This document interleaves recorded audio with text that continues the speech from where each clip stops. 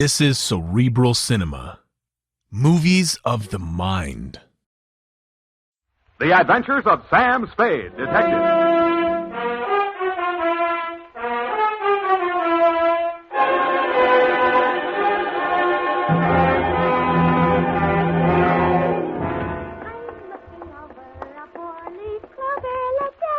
Very funny. Certainly took you long enough. Oh, thank you, Sam. Well, do you like them? My girls? I guess so. It's your own hair, I trust. Oh, yes, Sam. When it's brushed out, you'll never know anything happened. Whenever you're ready, curly. Oh, gee, you like it that well? Yeah, very cute. Well. To business. To Detective Lieutenant Dundee, Homicide Detail, San Francisco Police, from Samuel Spade, license number 137596, subject, the Bouncing Betty Caper. Yeah, Dundee. It all began on a Wednesday. My secretary, Miss Effie Perrine, tiptoed into my office and laid an engraved calling card on the desk in front of me. The name on it was Randall Carruthers. She said he looked like money, so I said, show her in. Or him in. She did. Good morning, sir. Do you wish the morning paper? Thanks, I've read it. Dear me. What's the matter? Well, this ashtray, sir. Have you a silent butler? I don't even have a noisy one. Oh. In all my years of service, it has been my constant endeavor to keep things neat and tidy, down to the smallest detail. I see. Well, if it bothers you, just dump those butts into the wastebasket. Very well, sir.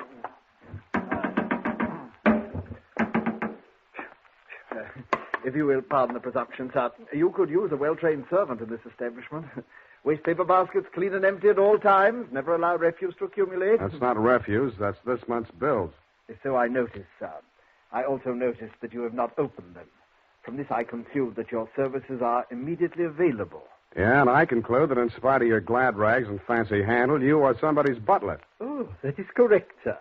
I am first butler in the household of Dr. Mark McGraw. First. Yes. Bleak Cliff is the name of the estate. It's near the village of Squid Beach, some 50 miles in a southerly direction on the Pacific coast. You know, I think I'm going to like you as a client, Mr. Carruthers. I mean, it's refreshing to get a few accurate facts without, shall we say, priming the pump. Oh, thank you, sir. You're welcome. To continue, not counting the staff, there reside at Bleak Cliff 3 persons. Dr. McGraw, master of the house since the death of his wife, his stepson, Mr. Anthony McGraw, of whom more later, and Mr. Anthony's sister, Miss Kathy. It is on her behalf that I've come to you, sir. What is her problem, Mr. Carruthers? The correct form of address is Carruthers, sir, not Mr. Carruthers. Check. Yes, thank you, sir. Now, as to Miss Kathy's problem, sir, someone is attempting to murder her. Specifically, she has upon several occasions been shot at from ambush. Twice she has awakened in the night to feel the hands of an assailant closing about her throat. And only yesterday, she narrowly escaped death when her motor car went out of control owing to some blackguard tampering with the steering mechanism. And upon numerous other occasions... That's enough. You have convinced me that she indeed has a problem. What do the local police think? No one has been to the police, sir. Why not? It's a delicate situation, sir. Miss Kathy's brother, Mr. Tony, is undergoing treatment for nervous disorders. Mm-hmm.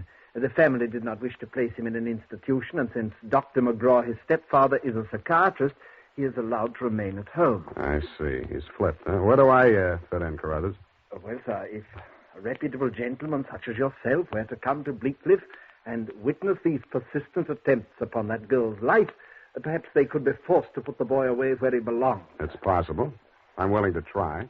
For money. Oh, splendid, sir, splendid. I took the liberty of drawing, in your favor, a draft upon the First National Bank of Squid Bay, 1 week's remuneration in advance of your services to the Bleak Cliff estate in the capacity of chauffeur.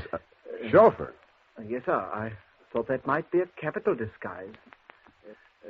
Have you a better suggestion, sir? Well, no, that's okay.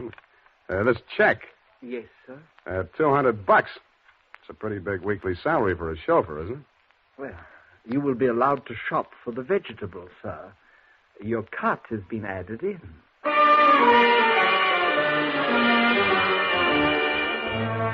I told them I didn't know one vegetable from another, that I was a lousy driver, and in more time than it takes to tell, I was installed at Bleak Cliff, in a room above the garage, and told to wait there until summoned. I put on my pearl gray uniform with the brass buttons and leather puttees, looked in the mirror, and decided I had missed my calling. But not by much. Nothing happened for nearly an hour, and then I got my first buzz. Yeah, I mean, garage. Phillips, the car, quickly. The main entrance. Keep your motor running. I have him locked in the living room, but he's breaking out. Okay. Yes, miss.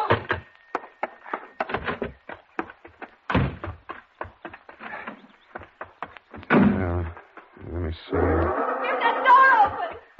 Open that door. Why didn't you have the door open? I'm sorry, miss. Well, get going, please. Darn it, miss. Where's the spark on this? What's the matter with it? Well, it's flooded. The house, you know. He's got the meat cleaver again. Tell me to distort it. Well, I'm trying. Get out, I tell you! Stop it! You're hurting him. Fine. All right. Put it down, kid. Put it down. Come on. Give it to me. What's going on? Tony. I say, who are you? Haven't you been instructed not to disturb my patient? I'm sorry. I'm new here. When I saw him coming at Miss McGraw with that meat cleaver, I naturally thought Oh, well, no harm done. Come along, Tony. Come along now. Come along, boy. We'll have a nice long talk. What shall I do with it now? We'll put it back in it. You all right? Oh, sure. I should be used to it by now. By the way, you're new here, aren't you? What's your name? Sam. Sam? That's nice. Turn to the left outside the gate, Sam, and drive straight out to the shore road. Well, if I can just... Hey, I just turned that little key. Look, Ma, I'm driving.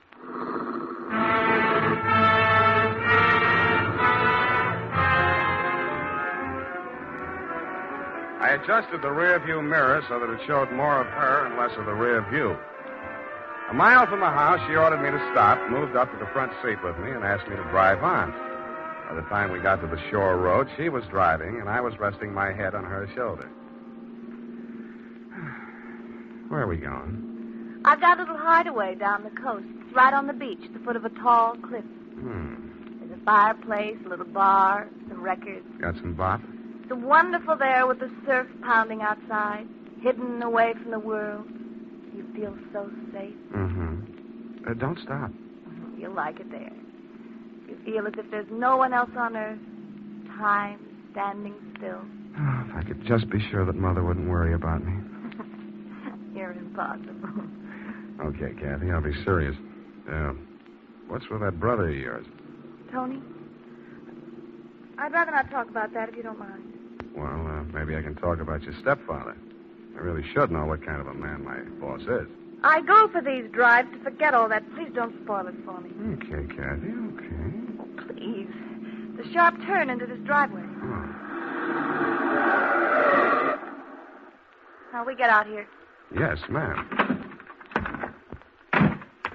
Down this path. Uh-oh. What's the matter? You afraid of high places? Yeah, you just pushed me off of one. Oh, Sam, don't be like that. You're pouting like a little boy. Come on, I want to show you my little house. What's so special about your little house?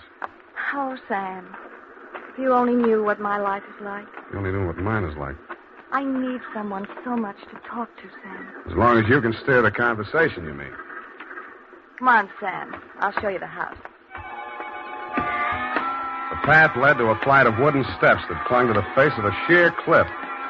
There was something like the stairs you find yourself falling down in nightmares. They dropped maybe 200 feet to a crescent of white sand. Watch out for that one step. It's broken. Yeah. You have to make your dream house this hard to get to? Because of Tony. He has vertigo. What? When we were kids, he used to chase me, and I'd run down here, and he was scared to follow me. Afraid of heights. He still is. Oh. Well, you light us a fire, Sam. The wood's there in the box. I'll go make us a drink.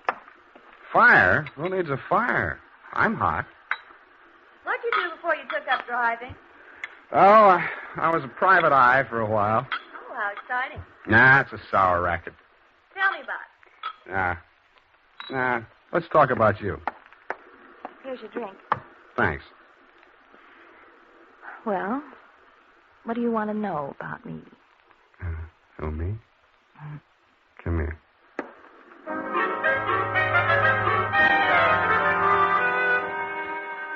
The scent she was wearing was 20 carat, but the story of her life was heavy melodrama. It seemed that Dr. McGraw, a handsome fortune hunter, was a folly of her mother's middle years, that she had come to her senses shortly before she died and cut him out of her will. But that was not the end of it. When Kathy's brother had been faced with the alternative of entering an institution or remaining at home under his stepfather's care, she had begged the doctor to remain in spite of his warnings that her brother might take a notion to kill her. But get this, Dundee, it's real deep. In spite of visible evidence to the contrary, she was convinced that her brother was not out to kill her, but that the doctor was. I couldn't sell myself on that part of the yarn, but she looked so awfully pretty while she was telling it.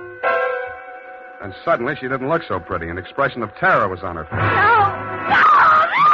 Get down! I rolled her onto the floor and kicked the lamp out. By the glow of the embers in the fireplace, I could still see the gleam of the gun barrel shoved in through the broken window. I hoped he couldn't see so much. I knocked over a chair to give him something to shoot at. He was already halfway up the face of the cliff on those rickety wooden stairs. At the top, he turned and looked back. Who was it? It was Mark, wasn't it? The doctor? You know better than that. It was Tony. I thought you told me he was afraid of heights, couldn't come down those stairs. He never did before. Don't you believe me? Yeah, Kathy. I may wind up believing the rest of your story.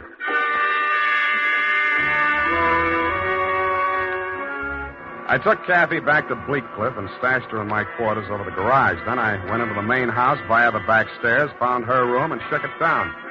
In a cabinet, a bunch of war souvenirs, German helmets, grenades, rifles, and other lethal gadgets. In a desk drawer, I found a letter headed U.S. Army, Office of the Surgeon General. It certified that one Anthony McGraw was unfit for military service. Vertigo. Origin, childhood injury to middle ear. Downstairs in the library, I found a shelf of medical books. Vertigo. Vertigo was almost incurable, and there was certainly no quick cure. But some patients had lost their symptoms temporarily under hypnotism. Then it said, see narcosynthesis. I did.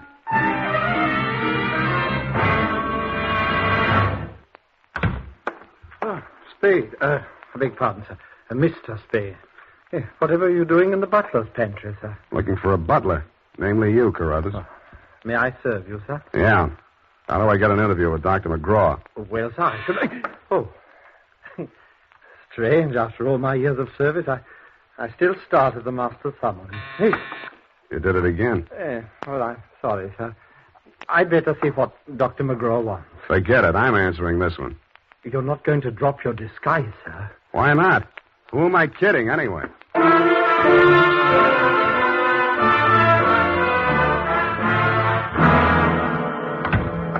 You rang, Dr. McGraw? Oh, I didn't ring for you. I rang for Carruthers.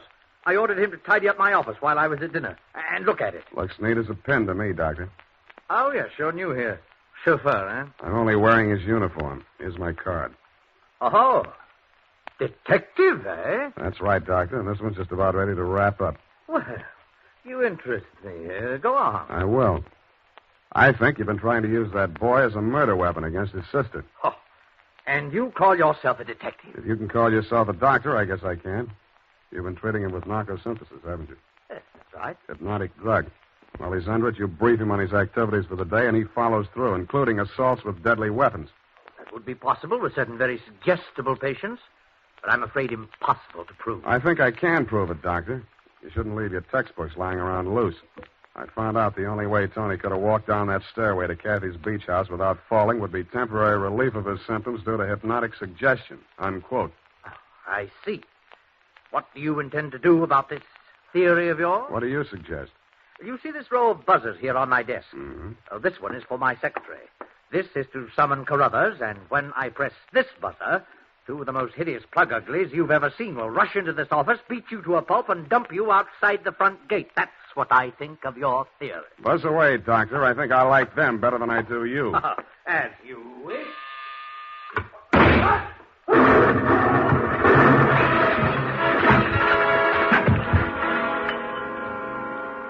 From where I was on the other side of the room, I didn't know what had happened at first. All I saw was a lot of paper gushing out of the wastebasket. The doctor sure was dead. His midsection was perforated like a shower drain. And in the wall, spanning out around the end of the room, about a yard up from the baseboard, there was a straight line of holes. I dug into one. What I took out wasn't a bullet. It was a perfectly round steel ball. Then I remembered the wastebasket, the paper flying out of it just before the explosion. In the bottom of it, I found the answer. The base of a steel mechanism with German lettering on it. It was a wartime anti-personnel mine that the GIs called the Bouncing Betty. The United States Armed Forces Radio Service is presenting the weekly adventure of Dashiell Hammett's famous private detective, Sam Spade.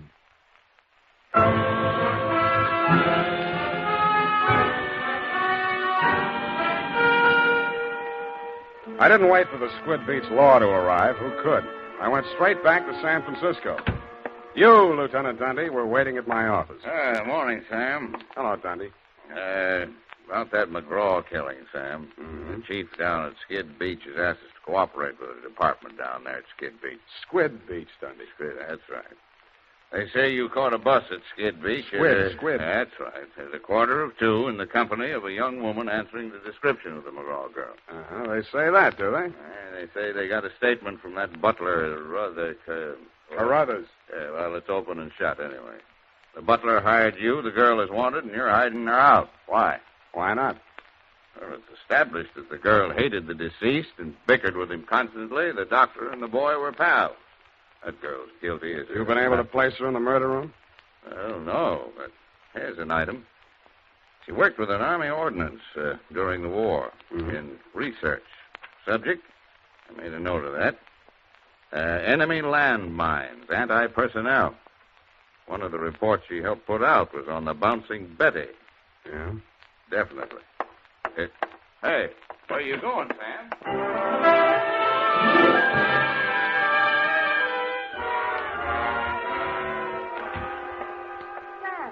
Sam, it's been so lonesome cooped up here all day. Why didn't you tell me you were with Army ordnance during the war?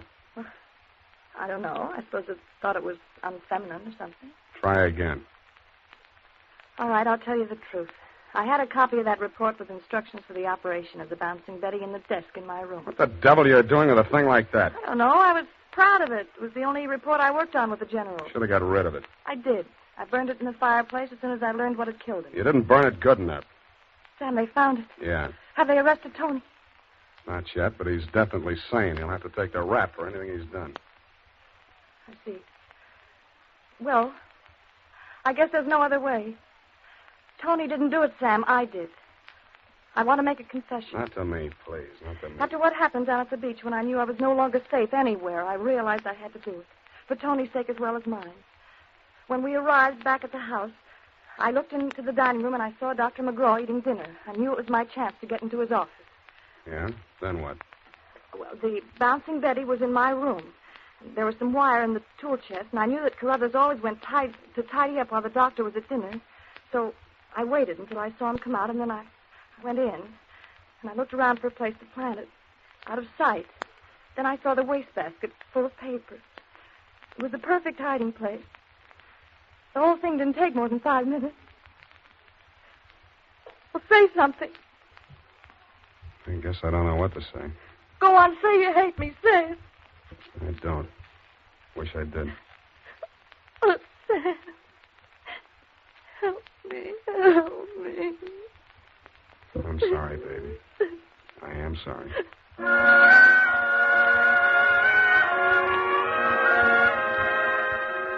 I don't know how long we sat there. I held her in my arms until she cried herself out, then we just looked at each other. I knew if I put it off another minute, I wouldn't call you at all, Dundee. So, with my arms still around her, I reached for the phone. Homicide. Lieutenant Dundee, this is Sam Spade. Lieutenant Dundee. Hello. Hello. Give me that. Lieutenant, this is Kathy McGraw. I wish to make a full confession in the murder of my stepfather. I walked out while she was still talking to you, Dundee. I knew she'd wait for you, and I didn't want to be there when you took her away. As I walked over to my office, everything she'd said kept coming back to me. I could see her sneaking into her brother's room and getting her contraption out of the cabinet. I could see her hiding behind the door until Carruthers came out after tidying up McGraw's office, dumping ashtrays, emptying wastebaskets. And that's as far as I got. I went back to my office to wait. And sure enough, 20 minutes after the papers hit the streets with Kathy's confession, the door opened and he came in. Well, sir, I believe it's turning a bit raw out of doors. Gardner was saying only this morning that we should order out some shrouds for the Sapiglottis sinuata. Am I discommoding you, sir? No, Carruthers, I've been waiting for you. With your permission, sir. The ashtray. Just dump it in the wastebasket. Well, I am gratified to note that your secretary has been looking after things and has emptied your waste paper basket. This is right and proper. Quite. Yes, sir. And speaking of waste paper basket... Allow me, Carruthers. You have come to apprise me of your part in the death of the late Dr. McGraw. Am I in error? You've already divined my purpose, sir. Yes, it was I who placed that infernal machine. In the wastebasket, Carruthers, yes, I know. It struck me as a bit of poetic justice that the buzzer, which that dreadful man used as a symbol of his despotism, should be the instrument of his own destruction. I'm sorry, Carruthers. I'll do all I can. No need, sir. No need. I'm aware that there is no final justification for taking the law into one's own hands. Every man is entitled to trial by jury of his peers. But where, Mr. Spade, where could be found 12 good men and true who would allow themselves to be called the peer of that monster, Dr. McGraw?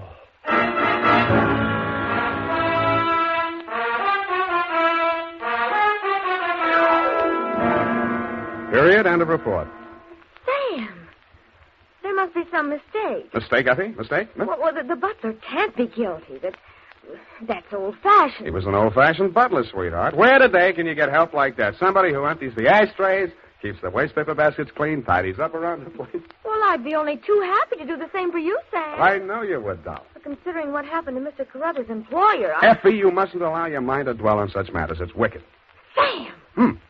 Who emptied an ashtray in that wastebasket that I just finished cleaning out? Pay it no heed, sweetheart. I'll buy you a silent butler. I'll go type that up. Here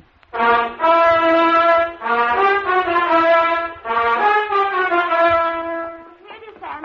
I hope I haven't made any mistakes. I'm in such a hurry. Whatever did you do to your hair? Well, I brushed it out, Sam. What happened to the pin curls? I told you, Sam, when it was brushed out, it wouldn't be noticeable. Hours of torture sitting under a hot dryer for something nobody will notice. But, Sam, it puts bounce in your whole makeup. I get it. The bouncing Effie caper. Oh. Eyeshadow, new shade of lipstick. You look real gone. Oh, no. Whom is it tonight? Well, it's this friend of Maud, Sam. Of course, she's not really serious about him, so it's all right. Your conscience bothering you? Oh, no, Sam, no. He's definitely not serious about her. I mean, Well, have fun, sweetheart, while Maud burns. Oh, well, she won't. And I suppose you'll be seeing that girl, what was her name? Oh, yes, Kathy. Well, at least if I'm not playing in someone else's garden. No. Well, have fun anyway. Good night, Sam. Good night, sweetheart.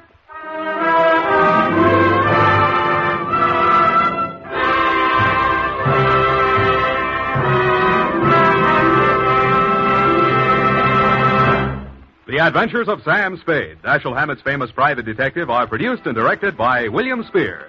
Sam Spade is played by Howard Duff. Lorene Tuttle is Effie.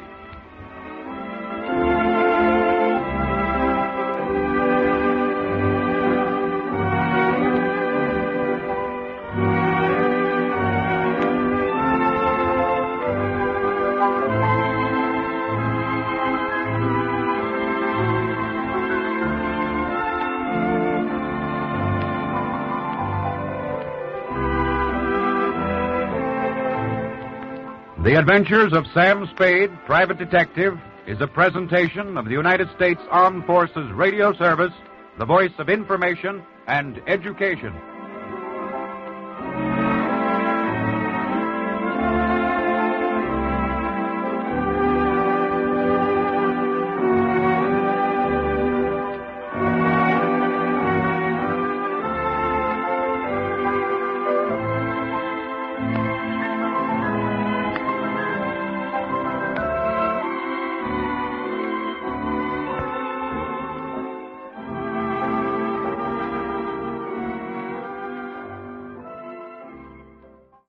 Cerebral Cinema hopes you have enjoyed this movie of the mind.